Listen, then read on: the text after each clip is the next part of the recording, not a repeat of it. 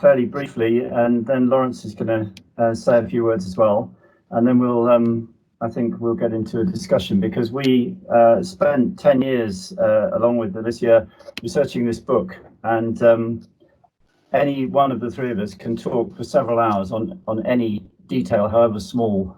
So I'm really trying to just cover a very large canvas in a few words. And my theme, if I can have the next slide, please, Kate. My theme is who forgot Dhammaloka and why. And Dhammaloka, as has already been said, was an Irish Burmese Buddhist monk. He was a celebrity in early 1900s colonial Asia, and he ought to be a hero of the anti-colonial movement. And he should have been remembered as one of the very first, and certainly one of the most active Western Buddhist monks in Asia. So there is a question, who forgot him and why did they forget him? Because until we discovered him in 2009, almost no one had mentioned him in 100 years. And next slide, please, Kate. I don't know if everyone can see these slides that are coming up, can you? Well, first of all, India forgot Dhammaloka. In Dhammaloka's time, Burma was part of India. It was ruled from Calcutta under colonial laws designed in London. And the picture on the right, if you can see the slide, is the courthouse in Rangoon, Yangon, which was newly built in 1910 when Dhammaloka was tried there. And the judge who tried him for sedition, of course, was also from Ireland. And like all the British colonial officials, he was a member of the Indian civil service assigned to Burma. And the picture on the left is of the Shan Salwas, and I apologize for my pronunciation. If Alicia, our Burmese expert, were here, we could get all of this right.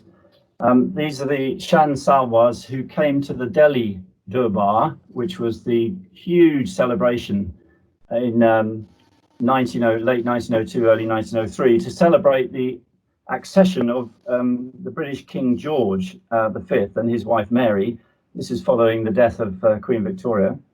And the Salwa who's highlighted there is, of course, the Salwa of Kentung, who met Dhammaloka. Sorry, something came up on my screen. Who met Dhammaloka in 1903 and went with him to Bangkok. And he was planning, along with Dhammaloka, he was planning to sort of launch himself as a kind of patron of the emerging global Buddhism, which both Dhammaloka and he were interested in promoting. So at this point in time, in the early 1900s, Burmese and Indian people struggled together to become independent of British rule. And in the course of our research, we discovered a newspaper called United Burma, which supported Dhammaloka during his trial in 1911.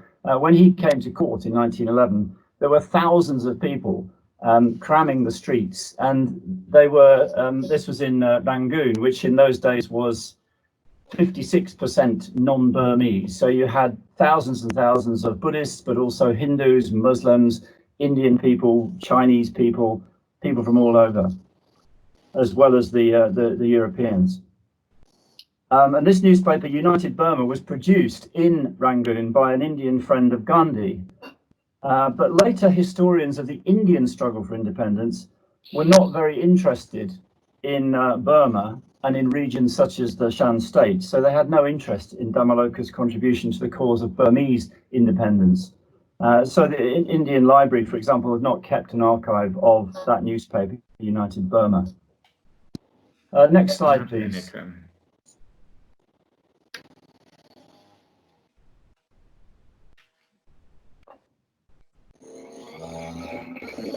Next slide.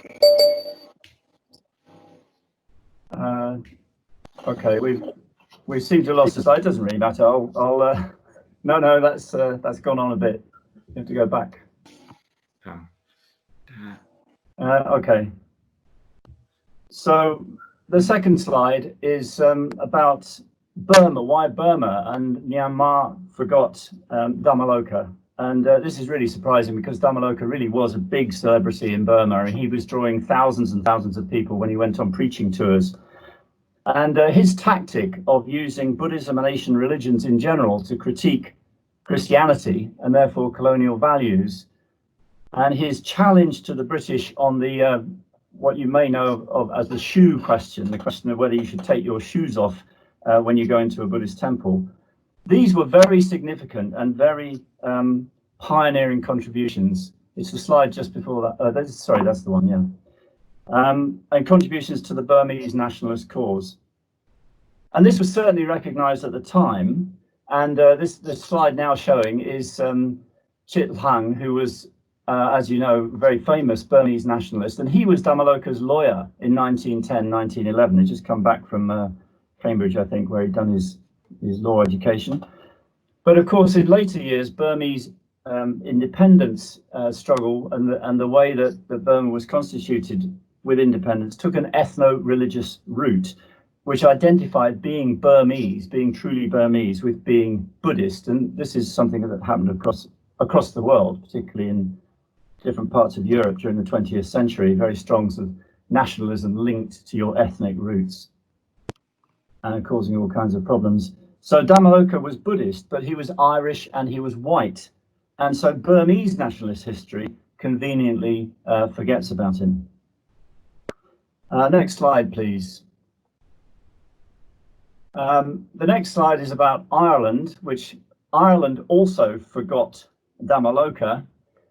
There was a brief flurry of interest in Dhammaloka in Ireland and other parts of the world in 1911, when a book written by an young American who was traveling around the world was published. And this young man, Harry Frank, interviewed Dhammaloka at great length, and has 9 or 10 pages in his book about him. And it includes a story of how Dhammaloka went to Lhasa and met the Dalai Lama and spent 3 months there telling the Dalai Lama all about the modern world.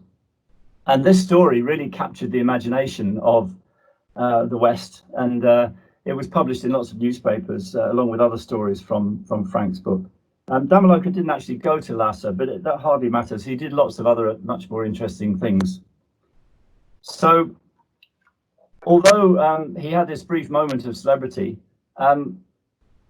Irish nationalism also, which develops after the First World War in the 1920s, about exactly 100 years ago from now, was the real point at which the Republic at which Ireland sort of split off from the British Empire. But Irish independence also, like Burma, took an ethno-religious nationalist form. And so in this case, to be properly Irish meant that you were Catholic or at least Christian. And here is a picture of the Irish Prime Minister, Eamon de Valera, bowing to the Catholic Archbishop of Dublin in 1933. And this is a very Irish image, and it's something that really sort of brings home the point that the political structure was to a large extent subordinated to the religious structure. And for many decades, therefore, Irish historians lost interest in anyone who'd left Ireland or wasn't Christian. And Dhammaloka was Irish, but he wasn't Christian, and he of course gave up his Irish name. He wasn't known by his Irish name. He had about 5 different ones anyway, and he never returned to Ireland, so he was completely forgotten in Irish history. And then next slide, please. So the next one is that the UK, the United Kingdom, and Western Buddhist history in general, in sort of European, British, American, Western Buddhist history, also forgot Dhammaloka.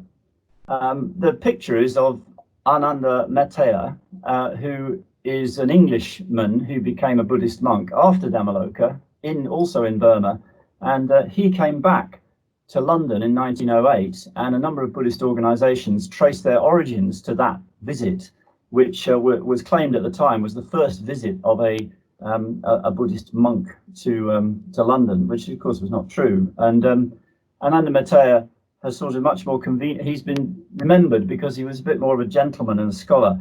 Dhammaloka was a working class anti-colonial activist, and his friends were almost entirely Asian, including Chinese, Indian, Burmese, Japanese.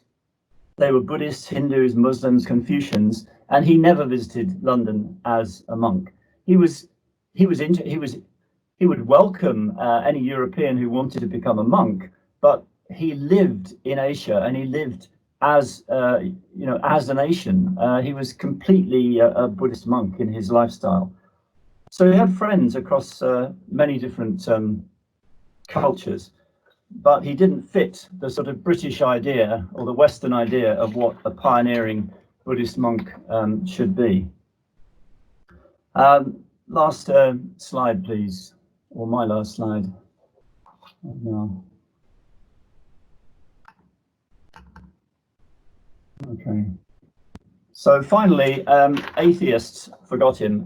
Dhammaloka was a very keen advocate of atheism. This was part of his assault on Christianity. He criticized Christianity very strongly. He wasn't violent at all. It was all about arguments. It was all about the fact that Christianity didn't make sense anymore, and nobody believed it, and it didn't stand up to the the questions that scientists put. But he was doing this because if he had directly criticized the British Empire, the government, he would have gone straight to jail and we'd probably never heard of him again. But he could criticize Christianity because the British, because of long history of religious problems in Europe, had adopted the view that you had to respect religion and sort of keep your hands off it. So Dhammaloka very resourcefully borrowed the tactics of Irish people and others and used religion as a way of critiquing the power of the British Empire, and he did this very skillfully. But atheists have forgotten all about him, and I've got a book here, Atheism for Dummies, which is a sort of introductory book, and it says discover the rich history of atheist thought, but then when you search the book it says no results found in this book for Dhammaloka. Atheists, of course, generally speaking, like to think of atheism as a modern secular rejection of God and therefore of religion. And they can't really cope with the idea of rejecting God, but being religious, as Dhammaloka was. Hence, despite his contribution to the spread of atheism in Asia and in other parts of the world, he corresponded with atheist publications worldwide. He's been forgotten by historians of atheism. So basically, Dhammaloka was forgotten by India, by Myanmar, by Ireland, by Buddhist history, by atheists, until now. Over to Laurence.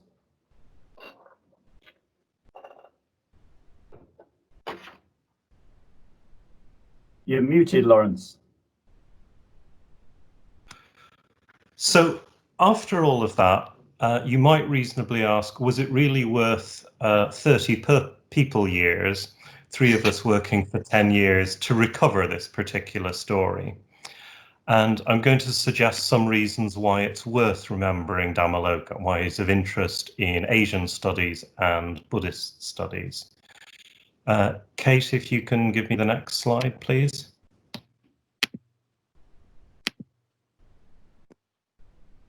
And the next one, apologies. So one reason, as Kate's mentioned, is that the racial legacy of empire, colonialism, settlement, and so on is still very much with us. It's not of the past. It hasn't gone away. This is the statue of British colonialist Cecil Rhodes being taken down in Cape Town. A similar statue is now at issue in Oxford, in the UK. Dhammaloka very much confronts the racial hierarchies of empire. Notably, the point where he makes his name is in launching the shoe question that Brian's mentioned. So shoes being dirty and pagodas in Myanmar being sacred ground right out to the boundaries. Wearing shoes on a pagoda is, as Dhammaloka said, trampling on religion. But the racial hierarchies that colonialists developed to keep themselves above and apart from the people they called natives insisted, among other things, that they wear shoes. So when Dhammaloka confronts a policeman on the Shwedagon Pagoda, the holiest pagoda in Myanmar, and says, take your shoes off, you can't come on the pagoda wearing shoes, it's a confrontation in a very visceral, bodily sense to this whole hierarchy of privilege, of race, of subordination and humiliation. Can we have the next slide, please?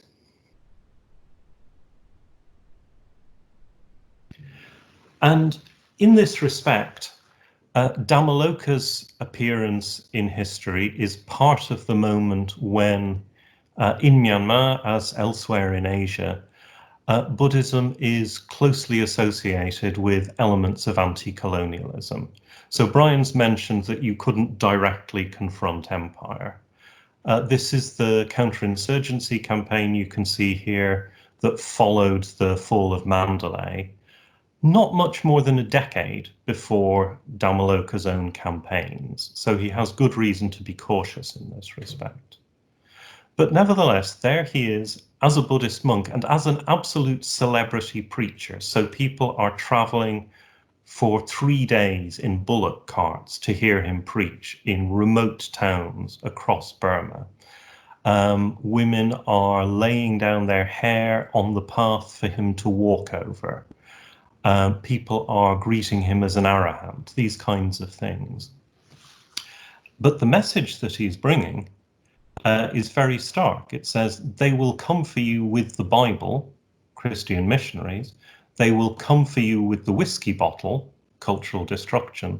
They will come for you with the Gatling gun, military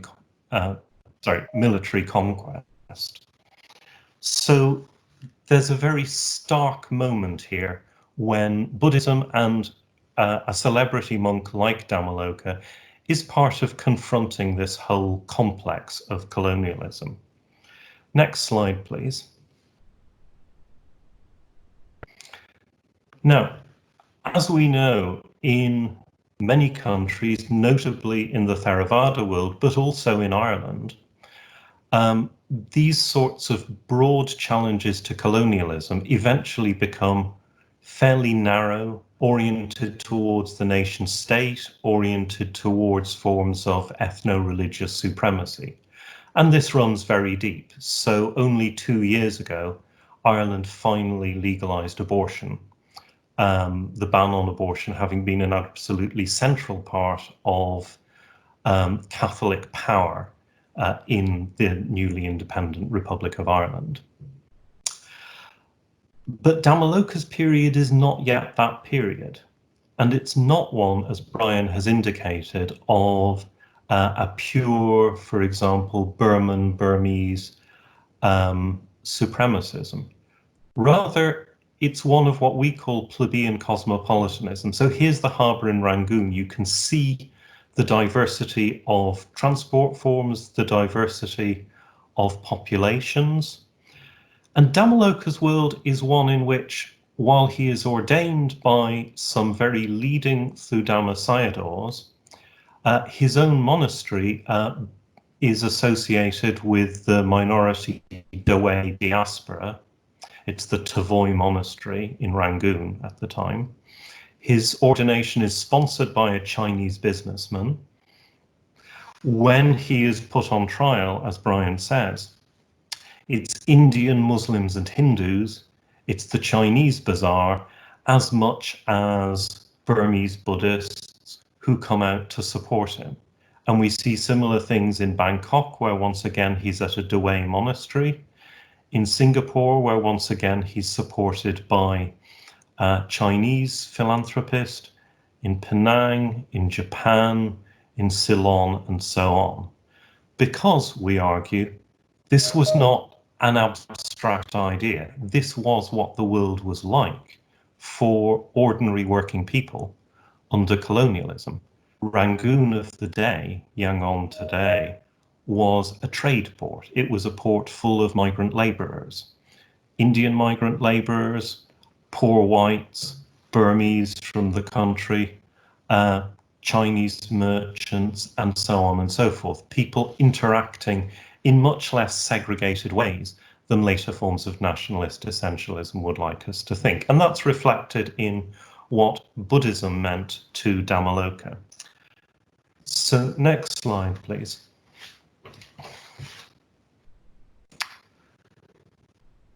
Now, I want to think just a little bit in closing about how we think about Buddhism.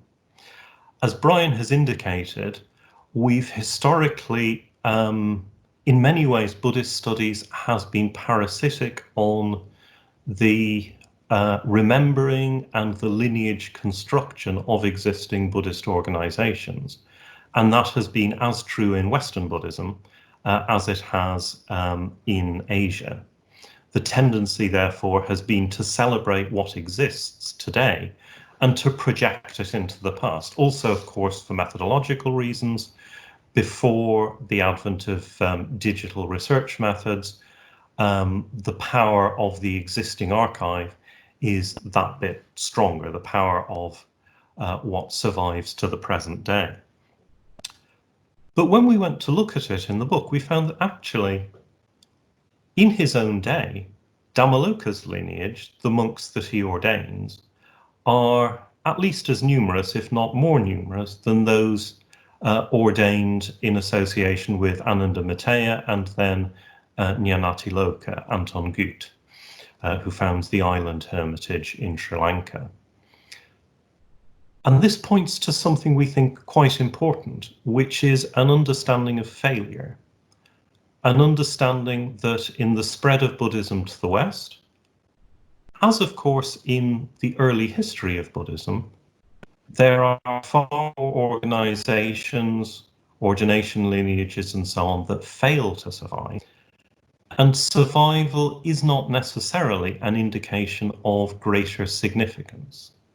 So in general Buddhist studies, we treat Theravada as a synecdoche for early Buddhism as a whole, in large part because it has the merit of still existing.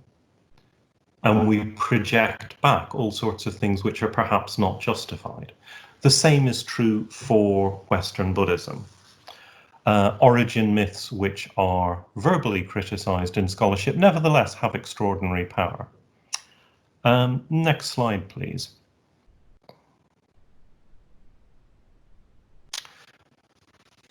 So this is perhaps particularly significant in the period that we now live in, the period that you could call global Buddhism, where it is not simply the case that Buddhism has gone to the West from a continuing authentic Asian base, but the significance of having a global presence has very, very powerful effects back on Buddhism in different Asian countries. And from the very start, that process of globalizing Buddhism is an international one. So those Orthodox Thudhamma Sayadaws who ordained Dhammaloka are in part trying to acquire somebody who they think can do something that has not previously been done on behalf of their Sangha. And here we see him doing part of it. So this is one of the pamphlets that his organization distributed. They might have printed, say, 10,000 copies of this. It would have been distributed at the Shwedagon, at Buddhist shrines and festivals elsewhere in Myanmar. It's written by a Russian artist based in Paris, Sofia Egorov, writing or translated into English. She was touring Ceylon on behalf of Anagarika Dharmapala when Dhammaloka encounters her, invites her to write something for him, publishes it at the Burma Echo, and then distributes it. So this global interconnection is a very significant feature of how Buddhism has been remade over the last 100 years, what we now think of as Buddhism as a general construct. Next slide, please. So that global Buddhism had a Pan-Asian imaginary. Here's Dharmapala, a couple of years before Dhammaloka's ordination, imagining the Buddhist world, from the banks of the Caspian Sea to the distant islands of Japan, from the snowy regions of Siberia to the southern limits of the Indian Ocean. It's wonderful stuff. And of course, Dhammaloka's practice, which brings him from Japan to Sri Lanka, from Singapore to Australia, to Chittagong, to the Shan states. This is also very much part of this Pan-Asian imaginary. And this is significant, I think, in a broader historical sense. This is my last observation. Right now, we are asking ourselves globally as citizens, how can we possibly get beyond an economic system which seems absolutely doomed to destroy the ecological foundations for our civilizations? But these same problems were there in 1898, 1900, 1911. It was clear that empire was a problem. It was clear that empire needed to end, and the ending of empire in Asia and Africa is probably the single biggest change pushed from below by ordinary people in the history of the 20th century. But you can see that even just a generation before Asian independence, it wasn't at all clear that what was going to come next would be independent nation states centered around a single dominant ethnicity. And that perhaps is a hopeful thought for us today, that it may be okay not to know exactly what the future looks like. That doesn't prevent the possibility of moving beyond the present. So I'll leave it there. Thanks.